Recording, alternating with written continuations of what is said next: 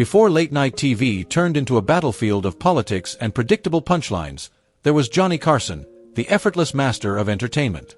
Backed by sponsors like Mrs. Paul's Fish Sticks, Carson reigned for 3 decades, transforming The Tonight Show into a nightly masterclass.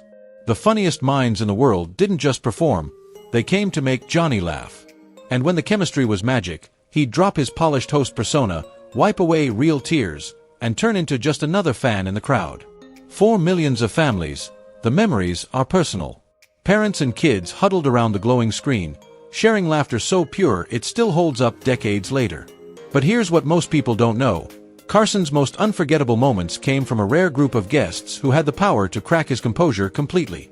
And while old lists recycle the usual suspects, fans have spoken. They want the untold stories, the missing names, and the truth behind the myths. Was Dean Martin really drunk on air? Did Buddy Hackett get banned for going too far? And how deeply did Jonathan Winters inspire Robin Williams? Tonight, we're diving into the 6 guests Carson admired most, plus the ones fans say deserved a seat all along, while uncovering the behind-the-scenes truths that made these moments legendary.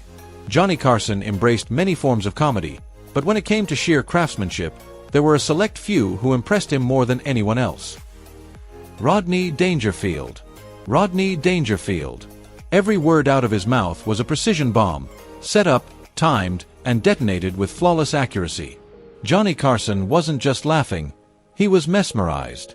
The night burned into late-night history came in 1983, when Rodney launched into his legendary "no respect" bit. "I get no respect. My own mother never breastfed me. She said she only liked me as a friend." The crowd erupted. But Carson, he completely lost it. Tears rolled down his face, his hands pounded the desk, and when the cameras tried to cut to commercial, Johnny was laughing too hard to even speak. What most people never saw was what happened off-camera. Carson, the king of late night, secretly became Rodney's student. During breaks, he'd pull him aside, asking about timing, rhythm, the mechanics of the perfect punchline. For Johnny, that kind of admiration was rare. But with Rodney, the respect flowed both ways. On stage, the roles flipped. The host who could command any audience in the world was left undone by a man whose entire act was about not getting respect. Yet that night, Rodney got it all. And if his weapon was precision, the next guest's secret was the opposite, making chaos look effortless while pulling off one of the greatest acts in show business.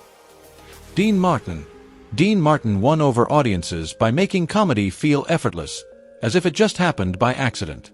On The Tonight Show, Dino would stroll in half-prepared, drink in hand, flashing a grin that suggested even he wasn't sure why he was there. To this day, fans still argue, was he really tipsy, or was it all part of the act? The truth is, it was pure performance. Dean's drunkenness was rehearsed as tightly as any Broadway number, and Johnny Carson knew it. One unforgettable night in 1975 captured that magic perfectly.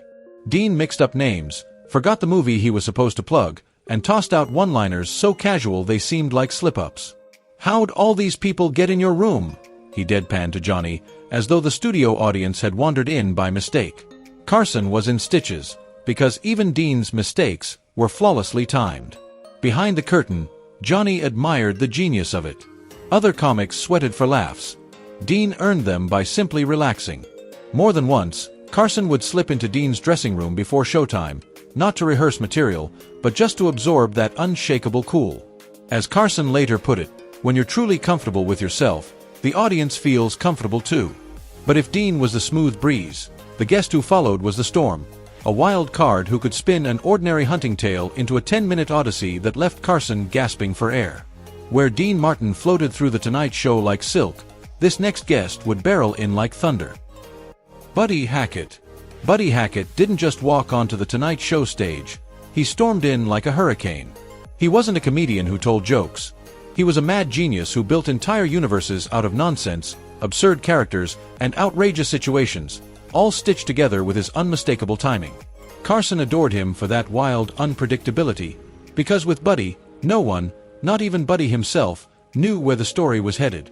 Take his most infamous moment, the duck joke. It began as a simple hunting tale.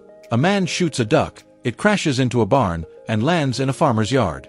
The hunter tries to claim it, but the farmer, a hulking country brute, insists the duck is his. How to settle it? Country style, the farmer says. They'll take turns kicking each other in the groin until one man gives up. The hunter reluctantly agrees. The farmer goes first, winding up and unleashing a devastating blow. After half an hour of agony, the hunter croaks, "I guess it's my turn." The farmer just smirks and says, "Forget it, you can have the duck." By the time Hackett hit that punchline, Carson was doubled over, tears streaming, the audience howling. But here's where the legend twists. Some claim Hackett was banned from The Tonight Show for going too far with that joke. In truth, Buddy was often too raunchy for network TV, but Carson never truly blacklisted him. They remained friends, and Hackett returned to the show again and again. The ban became more myth than fact, another layer of chaos to Buddy's already outrageous reputation. And if Hackett was unpredictable, the next guest made him look tame, an uncontainable force who could conjure entire characters out of thin air with nothing more than a random object in his hand. Jonathan Winters. Jonathan Winters never needed a script, a setup, or even a punchline, just a spark. Hand him the most ordinary object and suddenly, it became a portal to another world. That fearless imagination was exactly why Johnny Carson adored him. Whenever Winters sat on the Tonight Show couch, the air crackled with the possibility that anything could happen. One night in 1981, Carson casually tossed him a broken umbrella, nothing more than a throwaway prop.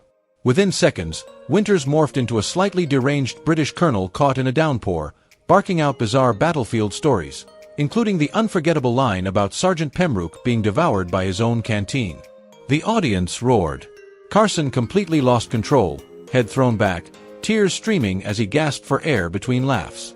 And that was Winters at his best, turning chaos into comedy gold, dragging viewers through the looking glass into worlds only he could imagine. He wasn't just Carson's favorite guest. He was a master of the unpredictable, a one-man universe of characters that fans never got enough of. Robin Williams. Robin Williams's greatest inspiration was Jonathan Winters, the wild genius who showed him that comedy was about leaping headfirst without a safety net. Winters wasn't just a mentor. He was proof that chaos, when embraced, could turn into art. On The Tonight Show, that bond between generations lit up the stage. Johnny Carson himself would quietly signal his crew to extend Winters' segments, tossing out the rigid schedule just to keep the magic alive. And then came Robin. If Winters was the master painter, Robin was the fireworks display, explosive, unpredictable, and impossible to ignore. He often said Winters paved the way, and you could see that lineage in every rapid-fire transformation. During one unforgettable 1982 appearance, he tore through characters like a man possessed, starting as Mork from Ork, then instantly morphing into a fiery southern preacher, only to vault mid-sentence into a Russian ballet dancer. At one point, he managed to be both at once, spinning so wildly he clipped Carson's coffee mug, sending it flying. Johnny didn't care. He was doubled over, pounding his desk, tears streaming as Robin seemed to burn comedy fuel faster than physics should allow. "You are healed." "Yes, yes," Robin shouted, slipping into preacher mode before pivoting without warning. "Bring forth the blender, mama." Say, frappe. For no reason. The studio exploded.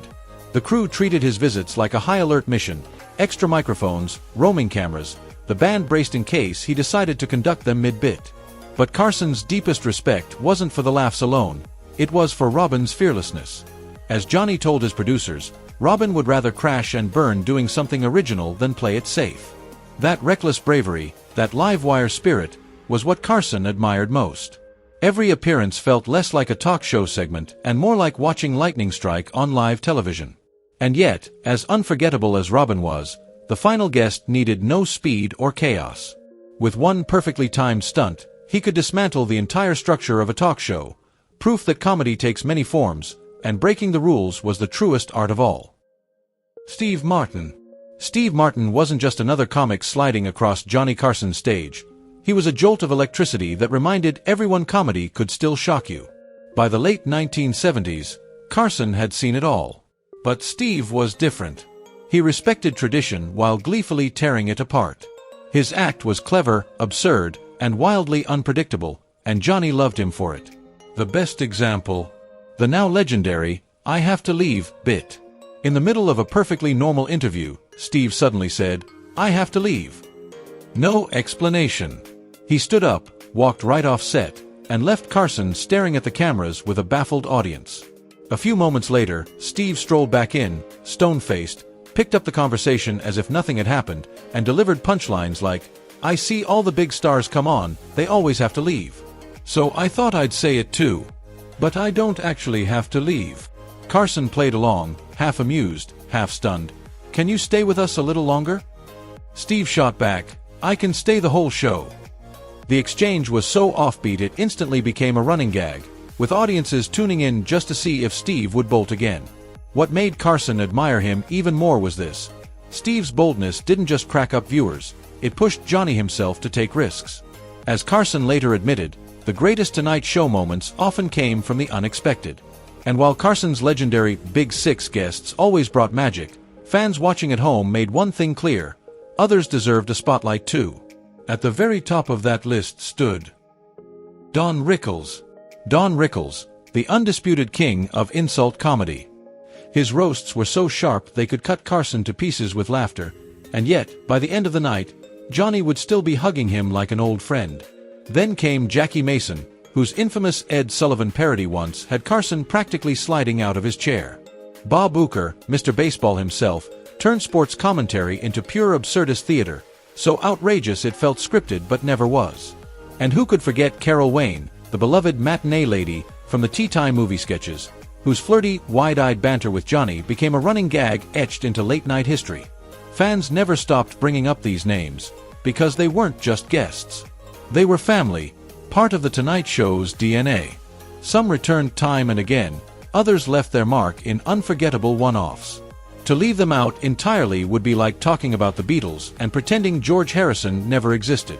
Rodney's razor-sharp timing, Dean's effortless cool, Buddy's wild unpredictability, Jonathan's boundless imagination, Robin's fearless chaos, Steve's daring innovation, each one pushed Carson out of his polished host persona and into something better, a man simply enjoying the ride. And it wasn't just about jokes told at midnight. These were cultural touchstones. Families gathered around the TV, kids sneaking out of bed to laugh with their parents, generations bonding over comedy that didn't need cruelty or politics to land its punch. Long before viral was a word, these moments spread the old-fashioned way, retold at the water cooler, reenacted at school, replayed in our living rooms until they became part of who we were. And now, thanks to fans who refuse to forget, we see the full picture. The truth behind Dean Martin's act, the myth of Buddy Hackett's so-called ban, the creative line from Jonathan Winters to Robin Williams, and the overlooked brilliance of Rickles, Mason, Uecker, and Wayne. Together, they remind us why Carson's Tonight Show wasn't just television. It was an era. One we'll never see again, but one we'll always laugh about, just like Johnny did.